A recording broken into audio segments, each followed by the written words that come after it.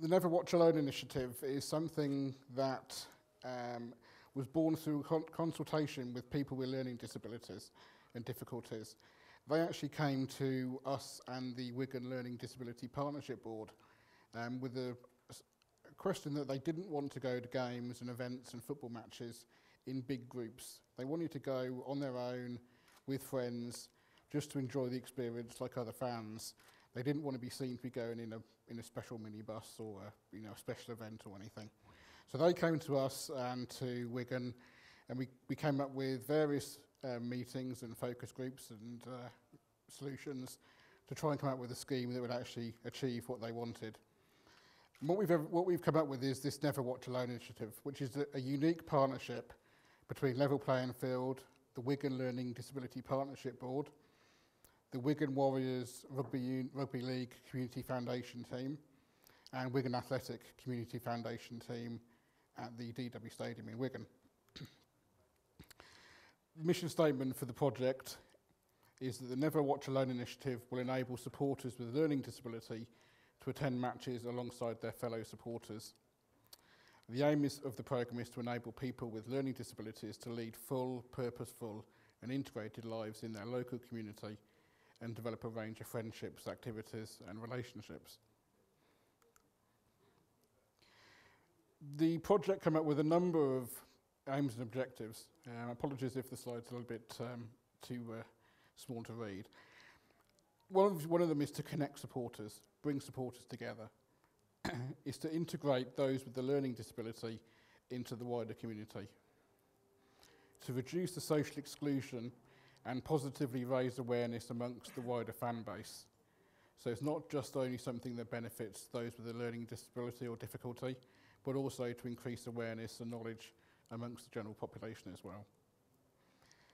We know that once you start working with people and meeting people on a regular basis, it reduces barriers and the fear of the unknown. So it's a win-win for everybody. It also strengthens the local community. And through social networking and confidence building, education, empowerment and employment opportunities are created. So how does it work?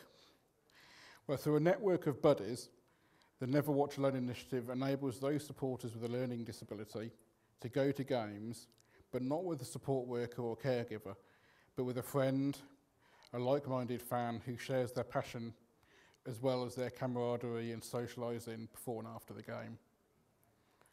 We've got a video to show you now which shows you how things have gone so far. It's match day and Wigan fan Michael Burns is off to the game, something he couldn't do until his buddy Rachel came along. 32-year-old Michael has a moderate learning difficulty. Going to a game is a problem for him, but with Rachel alongside, he's able to support his favourite team. It's good. I really enjoy coming with Rachel, and that Rachel's like a friend, and I enjoy coming with a boyfriend, and I enjoy the matches. And my favourite player is Pat Richardson and Sam Tompkins. Rachel is a massive Wigan fan herself and a volunteer with the Never Watch Alone initiative, a scheme launched in Wigan to open up access to games for supporters with learning disabilities. Acting as Michael's buddy, Rachel accompanies him to games and shares the excitement with him.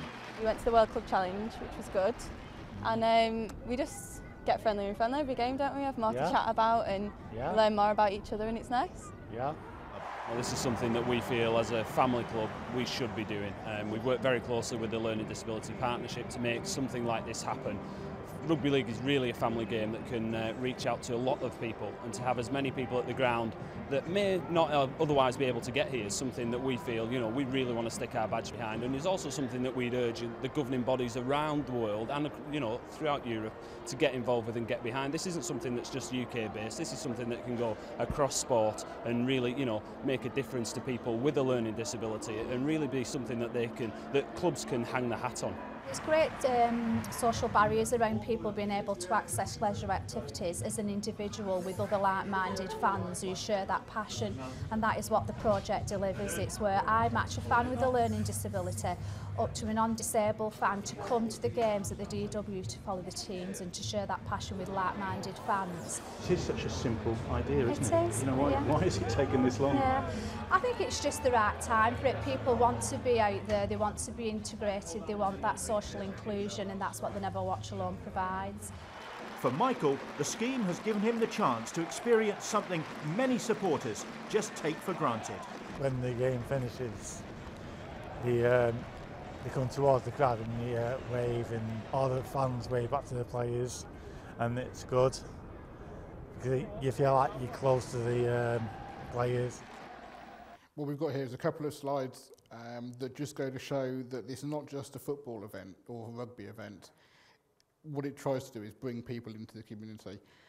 We've got a picture here, for those that can't see, of a guy fishing next to a lake with the title, "Matthew counts down the days to when he next spends time with his buddy Neil."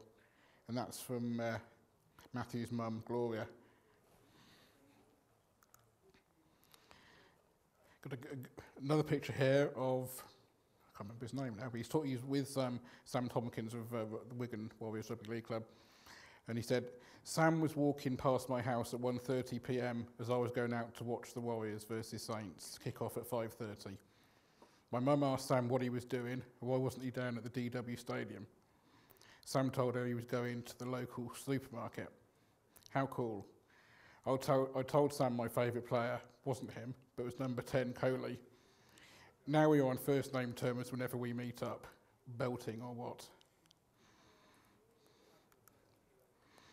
Another one here, a guy, for me, the Never Watch Alone initiative has been great. I've made new friends at the rugby, and I've made a great friend in Tony, who's his buddy. And there's a picture of him sitting at a family barbecue.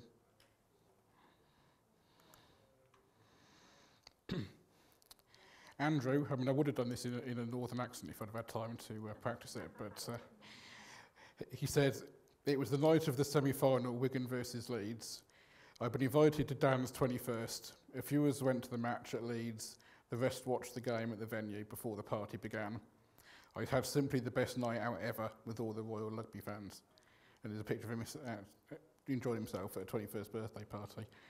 And that's really the whole idea of the project, is to get people out and about into the community and to start building up that friend relationship, the networks.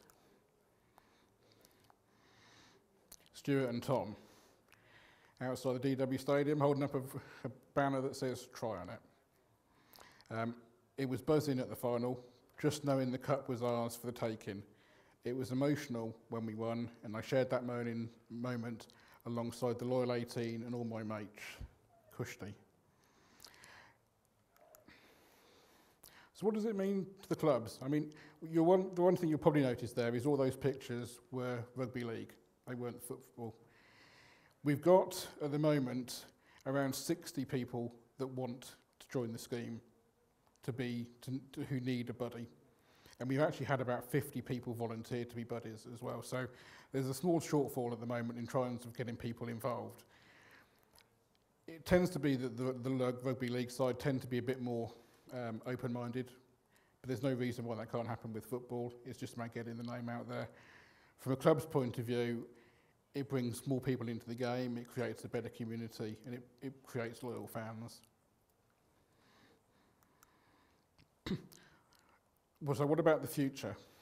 Well, the scheme has been running for approximately 2 years now, and one of the issues with it is that in the UK you need to have CRB checks for the buddies. So what we wanted to do is we wanted to do a full research project into the scheme and see how it can be moved forward. I'm pleased to say that we received funding from the FSFIF Fans Fund to recruit a researcher this year to evaluate the current pilot project, look at its successes and the challenges it faced. Once that project and the information is gathered, we hope to extend the idea into new regions, take on board new primary care trusts and local partnership boards to see if there's projects and there's scope to take it elsewhere. Hopefully we can take it to 3 or 4 new regions and football clubs. We also want to look at possibly extending the scheme to include other groups of disabled fans who may not currently be able to go to matches because they're unable to find someone to go with them as a PA or helper. So hopefully within the next 12 months or so, we can report back to you on the project and how that thing has moved on. Thank you.